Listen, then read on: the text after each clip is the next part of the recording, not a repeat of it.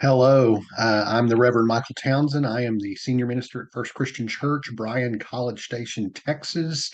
And if you're watching this, that means that I forgot to hit the record button during the live presentation of our Sunday school class, Game of Thrones, for this Sunday, August 7th. I'm sorry, August 14th of 2022. Um, so we're going to be going through this lesson. Which is going to take us to mainly through Second Samuel chapter 20 is where we're going to be starting. So let me share my screen and we will begin. Okay, and we'll go to presentation mode. Okay. So if you're watching this, we're in Second Samuel 20, and we will have some correlation with First Chronicles briefly. You'll see when we get there, and we'll also have some correlation with one of the Psalms, where one of the a large portion of the text in Second Samuel 21, I believe, draws from Psalm 77. I think so, but we'll see when we get there. So we're going to go ahead and read. As you remember, last week um, we saw the aftermath of the killing of Absalom by Joab, who had been instructed by David not to harm him. Absalom had been caught up in the tree by his hair and was basically murdered defenseless as he was hanging there by Joab. And the mourning has taken place. Uh, David is on his way back to Jerusalem after having crossed the Jordan. There was a few people who sought to usurp the throne of David. We think that's over with, but as we quickly find out, that's not the case. So here we go. We start from Second Samuel chapter 20, verse 1. Now a scoundrel named Sheba of Bichri, a Benjaminite, happened to be there. He sounded the trumpet and cried out, "We have no portion in David, no share in the son of Jesse. Everyone to your tents, O Israel." So all the people of Israel withdrew from David and followed Sheba, son of Bichri. But the people of Judah followed their king steadfastly from the Jordan to Jerusalem. So, it didn't take long for someone else after Absalom and after Mephibosheth, after they've both been taken care of for the most part in several different ways, that we get another fella, a Benjaminite, so of the tribe of Saul. Or from the family of Saul, named Sheba, who also tries to usurp the throne. And they call this a united kingdom under David. I think not. Uh, let's see. David came to his house at Jerusalem, and the king took the 10 concubines whom he had left to look over the house and put them in a house under guard and provided for them, but did not go into them. So they were shut up until the day of their death, living as if in widowhood. So remember when Absalom had taken over the kingdom from his father, a coup there. He defiled, or at least it's implied that he defiled his father's bed by having relations with these concubines that were left. Typically, that was only allowable once the former king was dead. Well, that's not the case. David is still very much alive. And so Absalom has defiled his father's harem, if you will.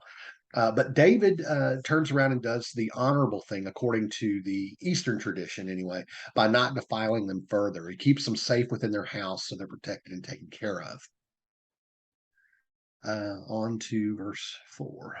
Then the king said to Amasa, remember, Amasa is who David has put over the military now. I can't read that. Uh, get the men of Judah together within 3 days and be here yourself. So Amasa went to summon Judah, but he delayed beyond the set time that had been appointed to him. David said to Abishai, "Now Sheba, son of Bichri, will do us more harm than Absalom. Take your Lord's servants and pursue him, or he will find fortified cities for himself and escape from us." Joab's men went out after him, along with the Cherethites, the Pelethites, and all the warriors. They went out from Jerusalem to pursue Sheba, son of Bichri.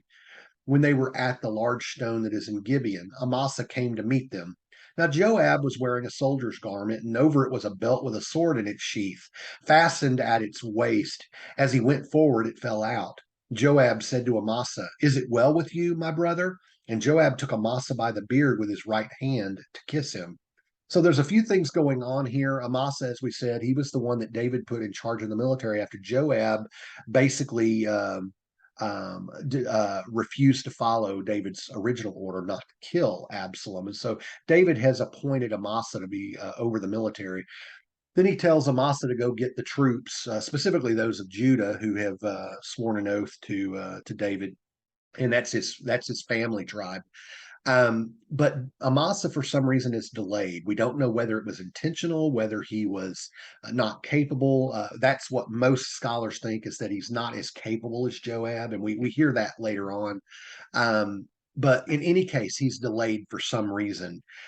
Joab, we've heard of the character of Joab, and we're realizing very quickly after all these incidences with Joab that Joab, he makes things look like he's protecting the integrity of someone else, when really what he's trying to do is place himself above. He's looking out for his own best interest, but makes it look like he's looking out for others.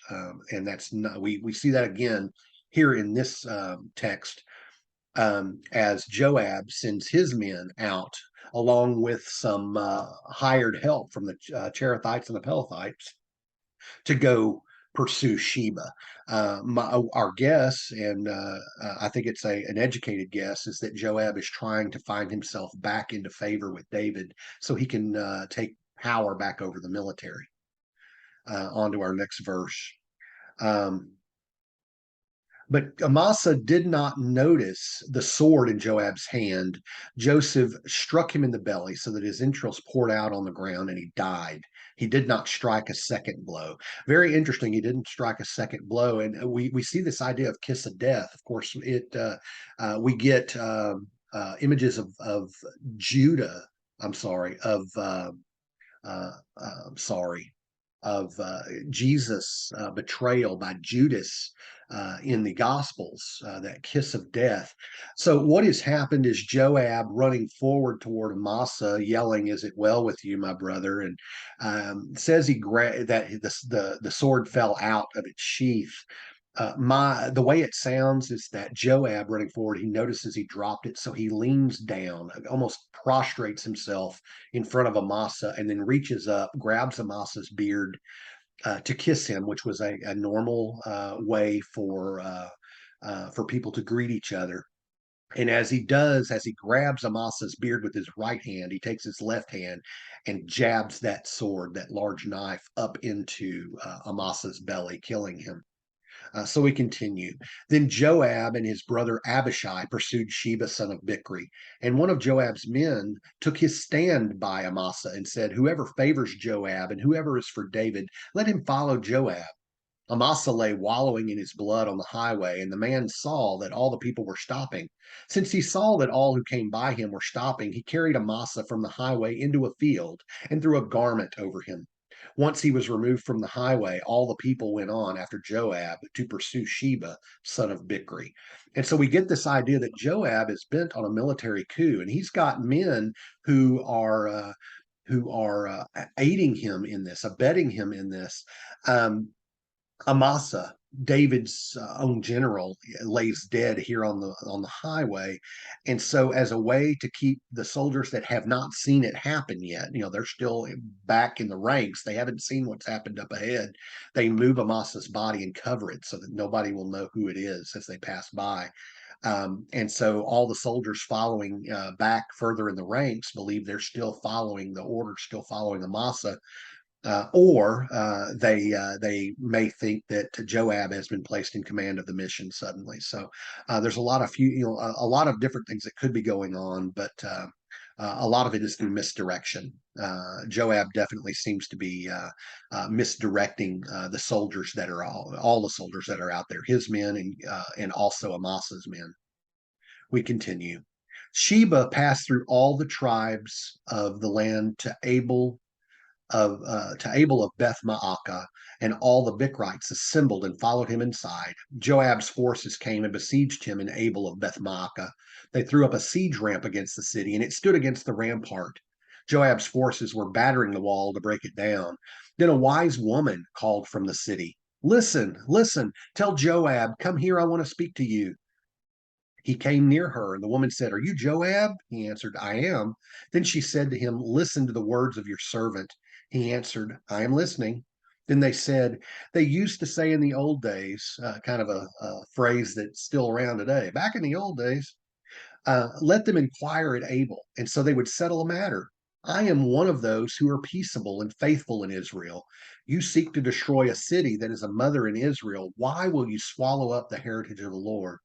So this woman is fairly wise indeed. She's hearkening to Joab's heart, if you will, that she's a faithful Israelite, and that in past days this city, the people in the city were known for their wise judgment and such. And so she is looking to protect the city, the people that are in it, knowing that Joab has the means to destroy it.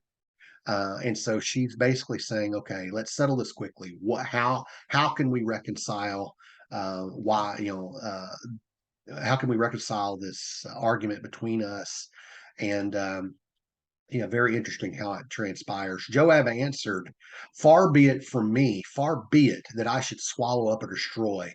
That is not the case. But a man of the hill country of Ephraim, called Sheba, son of Bichri, has lifted up his hand against King David. Give him up alone, and I will withdraw from the city. The woman said to Joab, His head shall be thrown over the wall to you.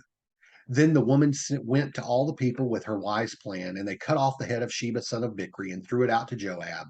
So he blew the trumpet, and they dispersed from the city, and all went to their homes, while Joab returned to Jerusalem to the king.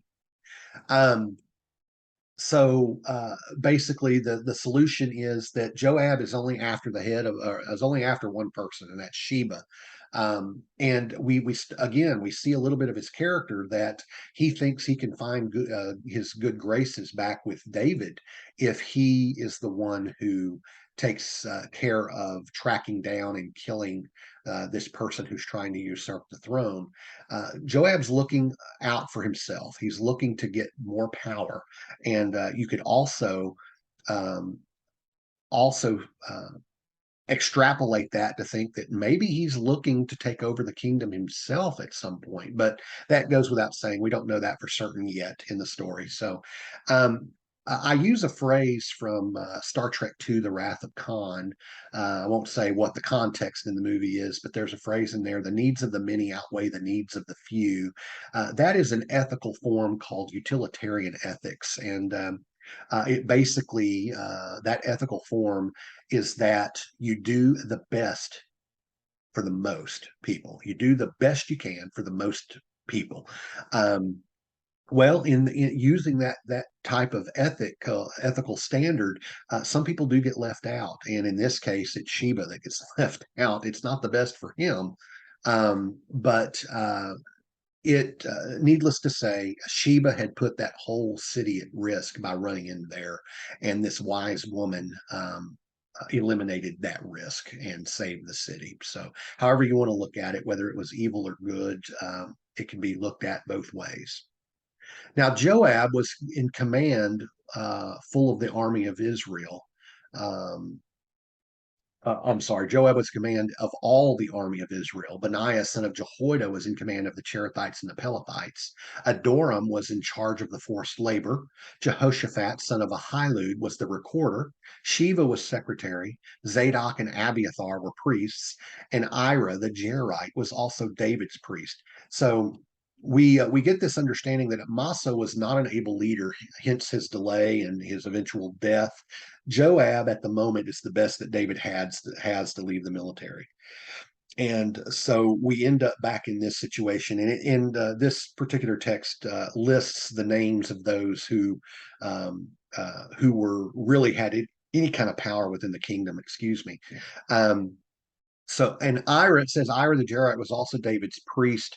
That has been interpreted to mean that Ira kind of served as a personal chaplain to David, kind of his own personal minister within his house.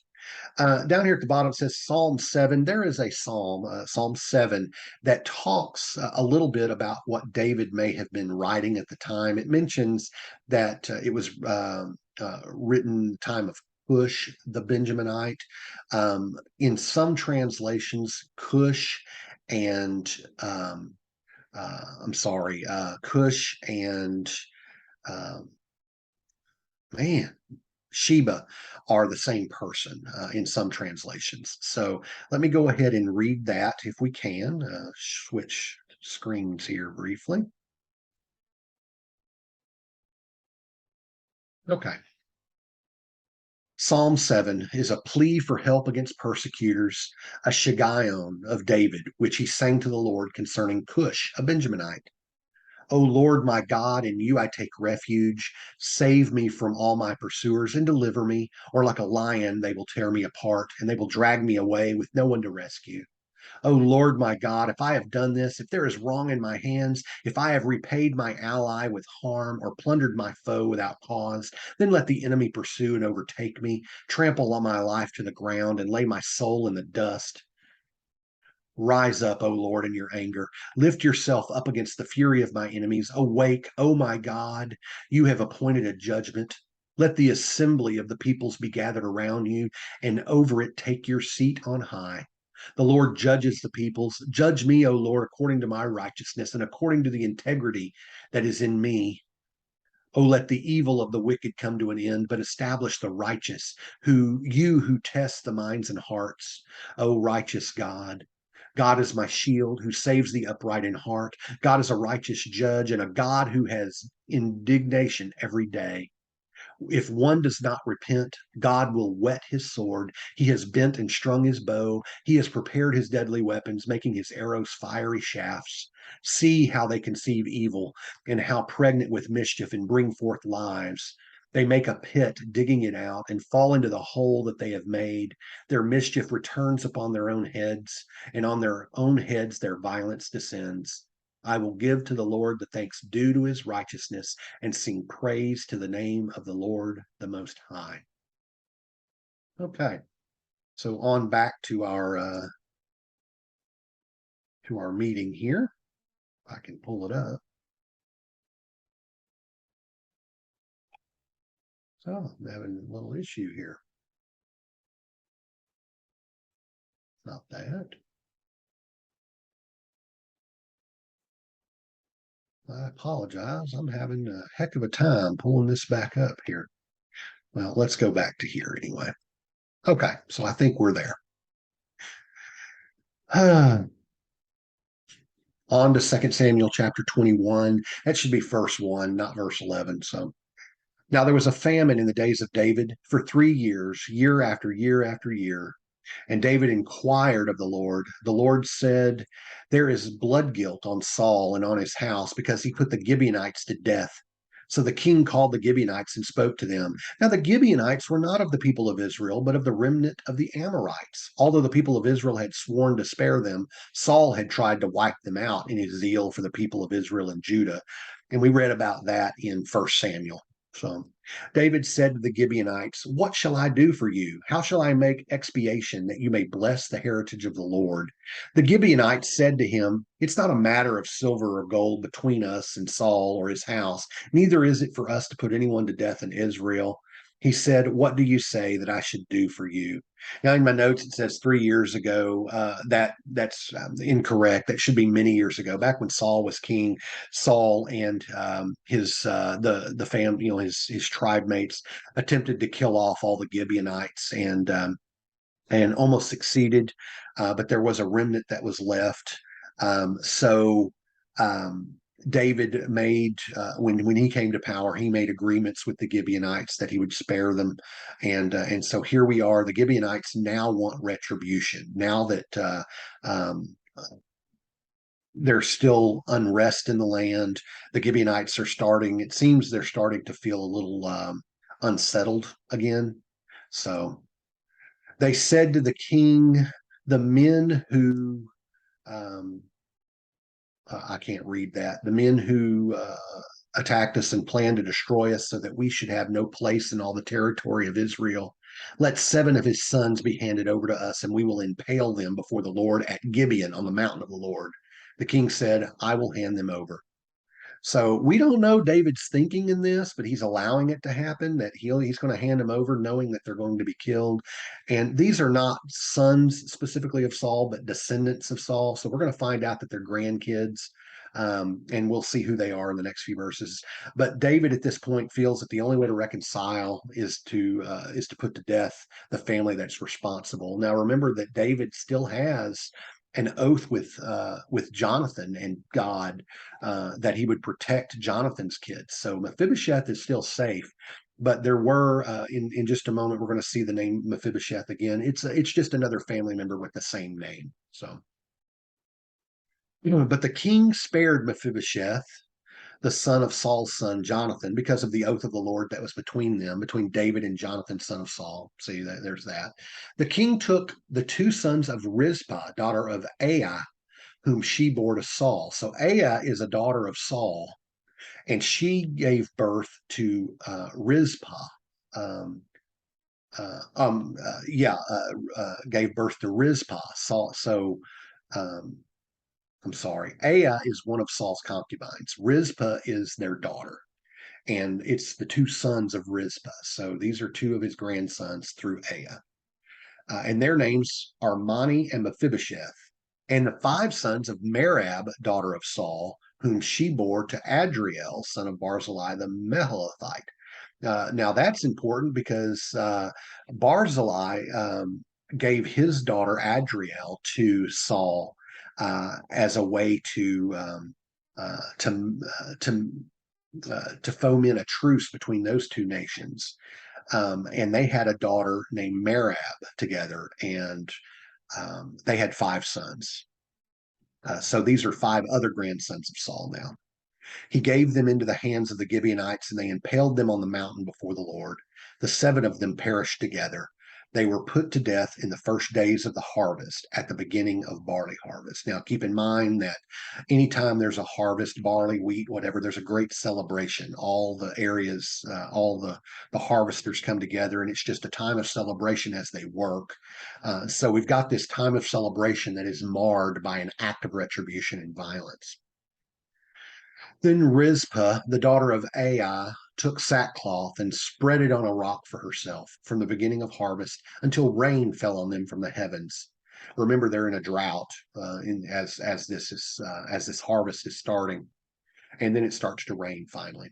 She did not allow the birds of the air to come on the bodies by day or the wild animals by night. So all seven of these poles that these seven grandsons of Saul have been impaled upon are still there, and so she has set up an area of mourning um, to keep wild animals and birds from chewing on the dead bodies. So when David was told what Rizpah, daughter of Aiah, the concubine of Saul, had done, David went and took the bones of Saul and the bones of his son Jonathan from the people of Jabesh Gilead, who had stolen them from the public square of Bethshan, where the Philistines had hung them up on the day the Philistines killed Saul on Gilboa. He brought up from there the bones of Saul and the bones of his son Jonathan, and they gathered the bones of those who had been impaled. So we remember that story back at towards the end of First Samuel when Saul he basically fell on his own sword, and then Jonathan was killed in the same battle. But the Philistines gathered the bodies of Saul and Jonathan. They separated their heads and their bodies. Saul specifically, they hung his body on they put his head in the temple of Dagon, and they put his body on the wall there in Gilboa. Um, um, or Bethshan, and the some of the Israelites went and they stole away the bodies of Jonathan and Saul, and so David probably feels like uh, there may be people out there who are upset that at the families of Saul, specifically the Gibeonites, and that they might try to do something else, and so he gathers up the bones. The remnants of Saul and Jonathan in order to protect the integrity of the family, which he has sworn by God to do. So um, they buried the bones of Saul and of his son Jonathan in the land of Benjamin in Zelah, in the tomb of his father Kish. They did all that the king commanded. After that, God heeded supplications for the land. The Philistines went to war again with Israel, and David went down together with his servants. They fought against the Philistines, and David grew weary. Now, all this becomes important, so listen really closely. Ishbi-benob, one of the descendants of the giants whose spear weighed 300 shekels of bronze and who was fitted out with new weapons, said he would kill David. But Abishai, son of Zeruiah, came to his aid and attacked the Philistine and killed him. Then David's men swore to him, "You shall not go out with us to battle any longer, so that you do not quench the lamp of Israel." So this giant, this descendant of the giants, is said to be a Raphite, and or a son of Raph. Well, there was one other person that was called a son of Raph or Raph, and that was Goliath. And I love to say that, remember when David, as a young child, went out to battle Goliath, that he stopped on his way to meet Goliath. He stopped and he picked up 5 smooth stones. Well, although it's not in scripture, it can be conjectured a little bit that when he went out to meet Goliath, yeah, he took those 5 stones, but remember, he was so handy with a sling, he only used 1 stone. So, what about the other 4? Well, there are some scholars out there that will say that those 4 other stones were just in case Saul's or Goliath's brothers were came about, and all being sons of Raph, they were all going to be giants. Well, this is part of that understanding that this son of Raph could be a brother of Goliath, or it could be a family member of some sort, not necessarily specifically brother, but a distant relative, a cousin of the bloodline, same bloodline. But the David's men are basically saying to David that you're getting old, you're getting too weak, you're getting too slow. We don't know if we can protect you the way that we need to, and so we're going to ask, stay back, let us do the fighting for you. And so we start to see the end of David's military reign, as a leader of the military. I will say that Abishai is Joab's brother. There could be something else going on there, although we don't get that in the story. Now, as we go to this next slide, you'll see that we break into a split screen, and on the right you'll see First Chronicles 20. That's because this story, the Chronicles record a lot of the good things David did. They don't record any bad things he did. So we know that if we've got something in Chronicles that correlates with something in the Samuel texts, then we know that this was a good thing, at least for David. So I'm going to read the Samuel text, though, verse 18 in chapter 21. After this, a battle took place with the Philistines at Gob. Then Sibbecai the Hushathite killed Saph, who was one of the descendants of the giants. Aha, we get another one. Then there was another battle with the Philistines at Gob, and Elhanan, son of Jer-Origim, the Bethlehemite, killed Goliath the Gittite, the shaft of whose spear was like a weaver's beam. So we got another one, and this one says it's named Goliath. But if we read the correlating text over in First Chronicles, we actually get another name there, and the name is Lami, the brother of Goliath the Gittite. And so we could make a determination that we've got, out of all these sons of Raph, all these giants, we've already named 4. We've got Goliath. We've got who was the other? Ishbi-benob. We've got Saph, and now we've got Lami. Now there's 4. I wonder what else happens. Let's find out. Verse 20. There was again war at Gath, where there was a man of great size and had 6 fingers on each hand and 6 toes on each foot, 24 in number. He too was descended from the giants. When he taunted Israel, Jonathan, son of David's brother Shimei, killed him. These 4 were descended from the giants of Gath. In Gath, they fell by the hands of David and his servants. So this is a 4th son of Raph. Now, we don't get a name here specifically, but this one is killed by David's older brother. Remember, David was the youngest son, but Shimei was one of those listed as going before Samuel when the lineup of Jesse's sons were there. And so it's nice to know that Shimei is still alive. Typically, when children became king, some of their siblings were killed, but we don't see that here in Judah, here with the Israelites, at least most of them anyway. Verse On to chapter 22, verse 1. David spoke to the Lord. Man, I can't read that. David spoke to the Lord the words of this song on the day when the Lord delivered him from the hand of all his enemies and from the hand of Saul. He said, now I break there. The final remnant of Saul's family that wanted David dead are pretty much dead themselves, all those who really had any power. But we're going to get a correlation here in the next verses with Psalm 18. So I apologize. I thought it was Psalm 77, but Psalm 18. And if you want to follow along on either side, I'm going to read from the Second Samuel chapter 22 text. But if you want to follow along on the Psalm 18, you can, and you can notice the small differences and variations there. But for the most part, it's all the same. The Lord is my rock, my fortress, and my deliverer, my God, my rock in whom I take refuge, my shield and the horn of my salvation, my stronghold and my refuge, my Savior. You save me from violence. I call upon the Lord who is worthy to be praised, and I am saved from my enemies. For the waves of death encompassed me, the torrents of perdition assailed me, the cords of Sheol entangled me, the snares of death confronted me. In my distress, I called upon the Lord. To my God, I called. From his temple, he heard my voice, and my cry came to his ears.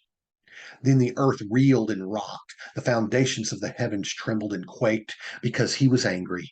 Smoke went up from his nostrils and devouring fire from his mouth.